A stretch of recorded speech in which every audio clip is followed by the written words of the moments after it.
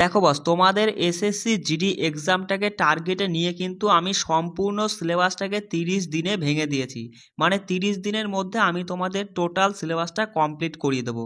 সেটা হচ্ছে আমি তোমাদের দেখো জিকে, ম্যাথ আর জিআই এই 3টে সাবজেক্ট কিন্তু আমি তোমাদের করিয়ে থাকি। আর এই 3টে সাবজেক্টের জন্য বেশি নয়, তোমাকে 30টা করে ক্লাস দেওয়া হবে। এই 30টা করে ক্লাস যে তোমাদের মাঝে দিচ্ছি, এই ক্লাসগুলো তুমি একদম কি বলবো, একদম যত পারো ভালো করে নিজের মাথায় রেখে নেবে। জিকেগুলো ভালো করে মুখস্থ করবে, ম্যাথ আর জিআইগুলো ক্লাসটা দেখে তুমি ভালো করে প্র্যাকটিস করে নিবা। এই 90টা ক্লাস তুমি যদি ভালো করে পড়ে নিতে পারো, দেখো আমাদের টার্গেট কিন্তু 120+ নাম্বার আমাদের তুলতেই হবে। এবার সেখান থেকে দেখো আমি তোমাদের এই 3টে সাবজেক্টের জন্য আমি তোমাদের ধরো 100 নাম্বার তো আমি তোমাকে তুলে দেবই। বুঝতে পারছো? আমি এইটা বলছি, তুমি ভালো করে পড়ে নাও। আর বাকি দেখো আমি বলছি ওই তোমার হচ্ছে হিন্দি অথবা ইংলিশ, সেখান থেকে তুমি কিছু যদি কিছু পারো সেখান থেকে কিছু করে নিবা। অন্তত 10টা প্রশ্ন ঠিক করতে পারলেও 20 নাম্বার কিন্তু তোমার হয়ে যাবে। বিষয়টা বুঝতে পারছো? ওটা তুমি যেখান থেকে হোক ভালো করে পড়ে নিও। আর এই 3টে সাবজেক্টের জন্য তোমাকে কোনো চিন্তা ভাবনা করতে হবে না। আমি তো তোমাকে বলেই দিচ্ছি যে আমাদের টার্গেটটা কি বস। আমাদের পার ডে টার্গেট হচ্ছে আমরা যে ক্লাসটা করছি, এই যে এক একটা ক্লাস থেকে যেন তুমি এক একটা প্রশ্নের নাম্বার, অর্থাৎ 2টো করে নাম্বার যেন তুমি তোমার খাতায় তুলতে পারো, সেইভাবেই কিন্তু আমরা এক একটা ক্লাসগুলো করে নিচ্ছি। তা দেখো আজকে আমরা জিআই থেকে চিত্রদল গঠন এবং কাগজ কর্তন, দেখো ধরতে গেলে এই 2টো টপিক থেকেই কিন্তু পরীক্ষায় প্রশ্ন থাকে এক একটা শিফটে। এখান থেকেও একটা প্রশ্ন, এখান থেকেও একটা প্রশ্ন, অর্থাৎ 4 নাম্বার তুমি পাচ্ছ। সেখানে মানছি যে তোমার শিফটে এই কাগজ কর্তন থেকে প্রশ্ন আসো না, তাহলে চিত্রদল থেকে আসবেই। অথবা চিত্রদল থেকে যদি প্রশ্ন না আসে, তাহলে কাগজ কর্তন থেকে তুমি কিন্তু একটা প্রশ্ন পাবাই। ঠিক আছে? এইভাবে আমরা এক একটা ক্লাসের মাধ্যমে একটা প্রশ্ন অর্থাৎ 2 নাম্বার করে তুলবই তুলবো। বিষয়টা বুঝতে পারলে? আমি দেখো তো খুব সহজে তোমাকে বুঝিয়ে দেওয়ার চেষ্টা করছি। তারপরে কিন্তু আমি বেশ কিছু প্রশ্ন রেখেছি, সেগুলো টেলিগ্রামে দিয়ে দেবো, সেগুলো কিন্তু নিজে প্র্যাকটিস করে নিবা। এবার দেখো তোমাদের আর একটা কথা বলে দিই, তোমরা অনেকে বারবার জিজ্ঞাসা করছো দাদা 2 নাম্বার ক্লাসটা পাচ্ছি না, 4 নাম্বার ক্লাসটা পাচ্ছি না। দেখো তুমি 2 number, 4 number, 6 number, 8 number, 10 number, 12 number এই ক্লাসগুলো তুমি ইউটিউবে পাবা না। বুঝতে পারছো? এই ক্লাসগুলো পেতে গেলে তোমাকে কিন্তু আমাদের টেলিগ্রামে যুক্ত হতে হবে। আর টেলিগ্রামে দেখো আমি সমস্ত কিছুর পিডিএফ তুলে ধরেছি, সেখানে সমস্ত কিছুর পিডিএফ তুমি পাবা।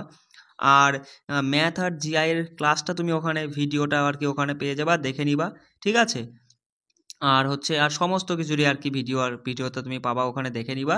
আর দেখো এছাড়াও এই জিকে যে তোমাদের টপিক অনুযায়ী যে ক্লাসগুলো দিচ্ছি, মানে সেই লেভেলের কিন্তু আমি বলে দিচ্ছি বারবার করে, এগুলো বারবার করে বলছি, ভালো করে পড়ে নিবা। এরপরেও কিন্তু আমি তোমাদের 1000টা প্রিভিয়াস এর প্রশ্ন তুলবো, যেগুলো হচ্ছে 2000 হচ্ছে তোমার 23 আর 24 মিলিয়ে থাকবে।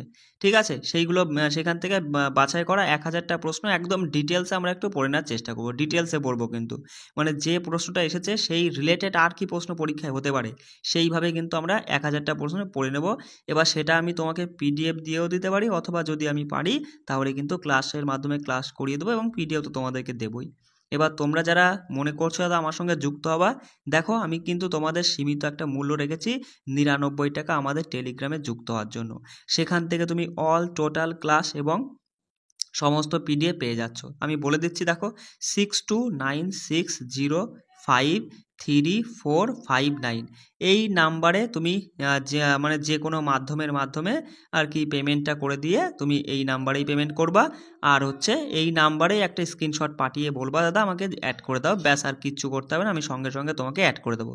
বিষয়টা বুঝতে পারছো? চলো দেখো এই চিত্রদল গঠন বিষয়টা কি। দেখো এই আজকের এই ক্লাসটা দেখো, ছোট্ট একটা ক্লাস, কিন্তু বেশি সময়ের ক্লাস নয়। এই ছোট ক্লাসটা করে নাও, একটা নাম্বার নিজের খাতায় তুলে রাখো। প্রত্যেক দিন আমার একটা লিস্ট করো, যেখানে পড়ো সেই পড়ার টেবিলে একটা লিস্ট করো, লেখো জিকে, ম্যাথ, জিআই। আজকে যে ক্লাসটা করলে সেই ক্লাসটার মানে ধরো আজকে চিত্রদলটা তুমি করে নিলে ভালো করে, তাহলে লিখলে চিত্রদল, ডেটটা লিখলে, আর সাথে লিখলে 2 নাম্বার উঠলো। ঠিক একই রকম ম্যাথের জন্য, তাই জিআইতে আমি বললাম এটা, ম্যাথের জন্য একটা ক্লাস করে নিয়ে লিখে ডেট লিখে বা চ্যাপ্টারের নাম লিখে 2 নাম্বার লিখলে, এইবার 2 নাম্বার করে লেখো। দেখবা 10-15 দিনের মধ্যে, মানে 15-20 দিনের মধ্যে দেখবা তুমি বেশ ভালো নাম্বার তুলে ফেলেছো। তোমার মনে একটা কনফিডেন্স চলে আসবে যে 60+ নাম্বার আমি তুলে ফেলেছি 15 দিন পরেই। বাহ, তাহলে এইভাবে তুমি পড়তে থাকবা, দেখবা তোমার কিন্তু পড়ায় একটা আলাদা কনফিডেন্স চলে আসবে। যাই হোক, এইগুলো মেনে তুমি চলতে পারো। যাই হোক দেখো এই চিত্রদল গঠন বিষয়টা কি, কিচ্ছু না, একদম সহজ। ধরো তোমাকে এরকম দেখো চারটে মানে এরকম আমি একটু ছবি এঁকে বোঝানোর চেষ্টা করছি। দেখো এরকম চারটে খোপের মধ্যে একটা খোপে এরকম তীর রয়েছে, আর একটা খোপে ধরো এরকম তীর দিল, আর একটা খোপে এরকম তীর দিল। এবার বলছে এই খোপটায় তোমার একটা জিজ্ঞাসা চিহ্ন দিয়ে চারটে অপশান তুলে দিল, দিয়ে বললো চারটে অপশানে 4 রকম তীর রয়েছে, তা তোমাকে বললো এই জিজ্ঞাসার জায়গায় কোন তীরটা বসবে আর কি। ঠিক আছে, খুব সহজেই তুমি বলবা দাদা দেখো এই প্রথম তীরটা গিয়েছে এই দিকে, তারপরেরটা গেল এই দিকে, তারপরটা গেল নিচে, এবার কোন দিকে যাবে সঙ্গে সঙ্গে বলবা দাদা এইখানে এরকম একটা তীর হবে। এই আর কি, মানে একটা সামঞ্জস্যপূর্ণ একটা মিল থাকবে আর কি।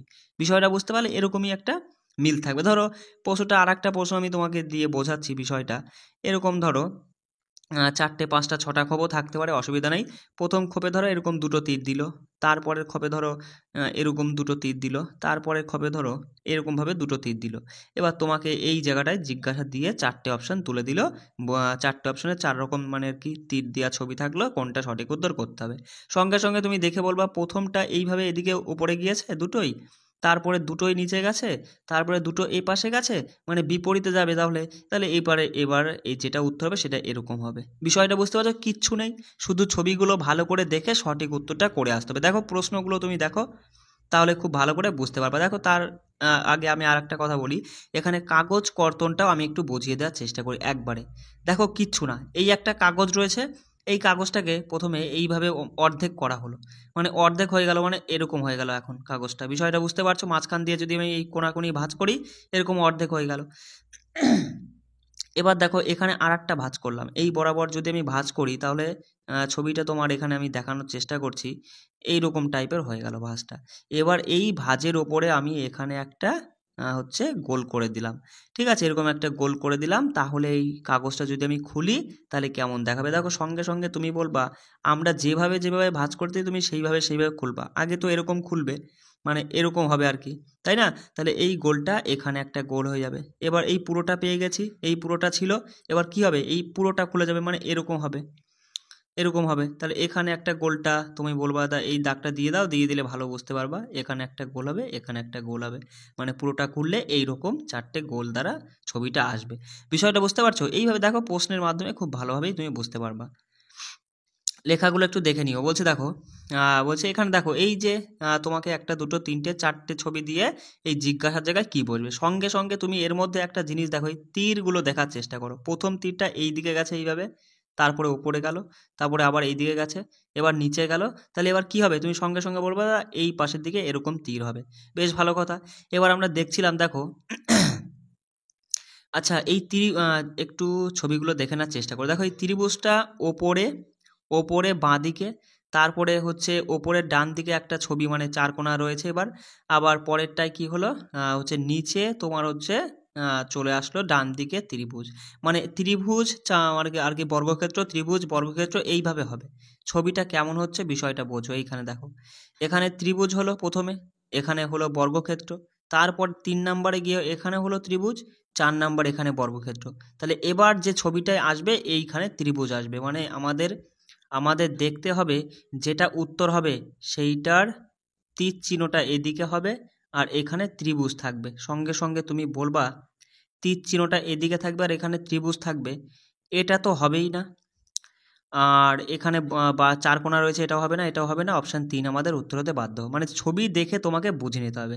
দেখো 2 নাম্বার প্রশ্নটা কী, মানে 2 নম্বর প্রশ্নটা দেখে নাও। দেখো খুব সহজেই তুমি বলবা তীরটা ওপরে, তীরটা সরি একটু দেখে নাও, ওপরে রয়েছে, তারপরে এই পাশে আবার ওপরে, আবার এই পাশে, আবার ওপরে, আবার এই পাশে হবে। বিষয়টা বুঝতে পারলে? যখনই তুমি দেখছো যে এই পাশে হবে মানে কি, মানে দাদা এই অপশান হবে না আর এই অপশানটাও হবে না, এই 1 আর 4-এর মধ্যে হবে। এবার তুমি দেখো গোলটা দিয়ে পার্থক্য খোঁজার চেষ্টা করো। দেখো প্রথমে হচ্ছে ফাঁকা গোল ছিল, তারপরে নিরেট গোল, আবার মানে হচ্ছে শুধু ফাঁকা গোল, নিরেট গোল, ফাঁকা গোল, এবার নিরেট গোল হবে, নিরেট গোল হবে। তুমি দেখো এটায় ফাঁকা গোল রয়েছে, এটা তো হবে না, অপশান 1 আমাদের সঠিক উত্তর। শুধু তুমি ছবি দেখে এইরকম টাইপের প্রশ্নই তুমি পরীক্ষায় পাবা।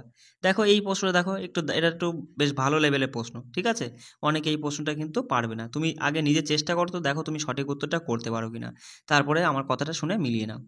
দেখো সবার প্রথমে তুমি দেখো এখানে স্টারটা দেখে বোঝার চেষ্টা করো। স্টারটা প্রথমে এখানে ছিল, তারপরে এখানে হয়েছে, মানে পরের ছবিতে।